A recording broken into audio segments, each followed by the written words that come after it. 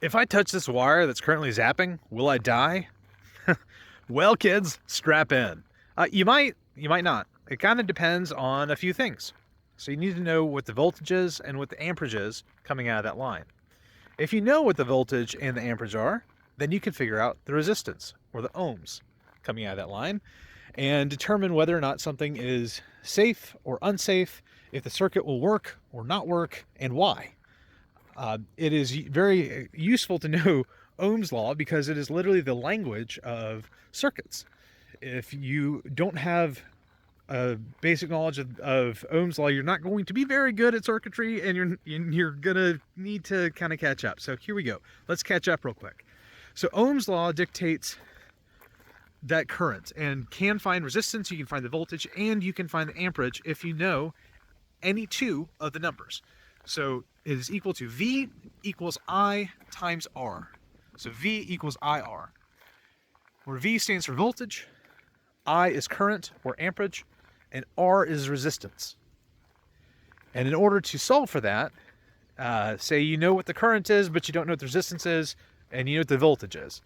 Well, you take the voltage and you divide both sides by I. The I's will cancel each other out on the equal side, leaving the R on the other side. V divided by I. So voltage divided by your current, or by your amperage, will give you the resistance, or your ohms. So that way you know exactly what's going on any piece of circuitry.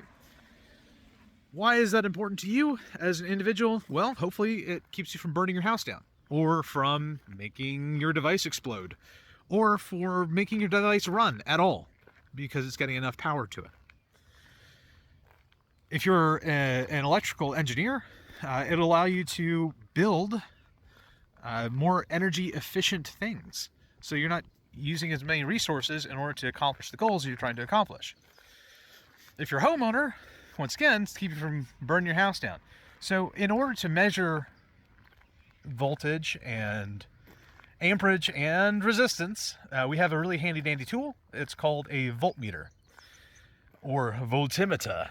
If you want to say it wrong but still kind of sound smart, it's not voltmeter. So if you have a voltmeter, you can actually test using the probes that are attached to it. One is black, one is red. So positive and negative terminals. And you have positive and negative terminals on, say, like a car battery. Or if you need to learn it for your house on your outlets. It really does save the day and can save you some tremendous costs with having to get an electrician out if you have a problem. But let's say just you want to test out your car battery and see if it's giving you enough flow, if it's giving enough juice.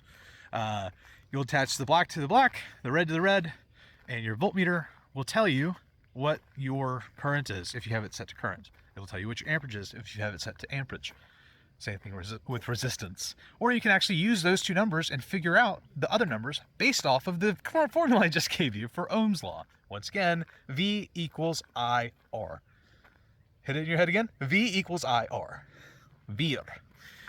So, what does that tell you? Well, if you still got that zip-zap wire and you want to test it and know if you can pick it up safely, you also need to understand, or have some sort of understanding, that humans, our whole body, is an electrical circuit. A really, really complex one that is also kind of delicate. So if you have something that's reading at 10,000 volts, but it's at 1 milliamp, what does that mean? So if you consider volts and amps as, say, water in a dam, volts is how much water there is. What's the total payload that can be delivered? The amperage is how big of a hole you're putting in that dam to let some of that water out. The bigger that hole, the more that water comes out. So if I have a small, teeny tiny hole, 1 milliamp, that's coming out, well, yeah, I can sense it, I can feel it, because it's going to interact with my nervous system, and specifically the nerve endings on my fingertips or whatever I'm touching it with. I'm going to know a little bit that it's there. When we increase that up to, say, 10 milliamps, you might get a little zap. You might get a little, spark. You'll know that a little bit more. If you increase it to 50 milliamps, well, that can actually impact your breathing and stop your lungs from working the way they're supposed to. Certainly, it will contract your muscles. At 100 milliamps or more, well, that's when you get what we call cardiac arrest. You're no longer having a good day because you've officially stopped your heart. So, just safety-wise, if you don't know what it is, don't touch it.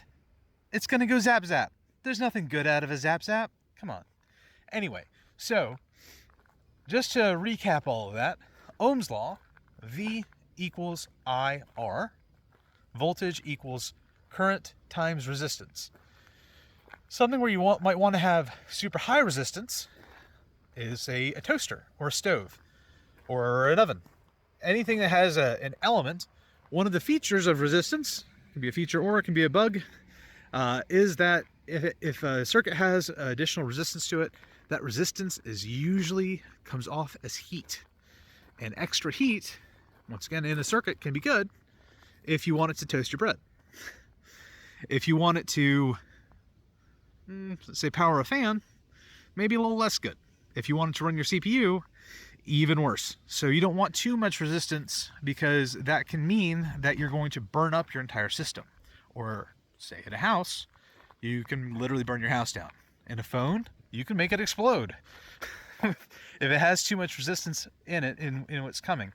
Or you've produced too much amperage and the voltage together. Then you've created a circuit that is going to heat up. Now, at the same time, your power company also wants to know what is the best voltage and amperage and resistance to generate power coming down the line to your house. If those are going zip zap, definitely stay away from those. Don't touch those ever, unless you're an electrician or you have a death wish. One of the two.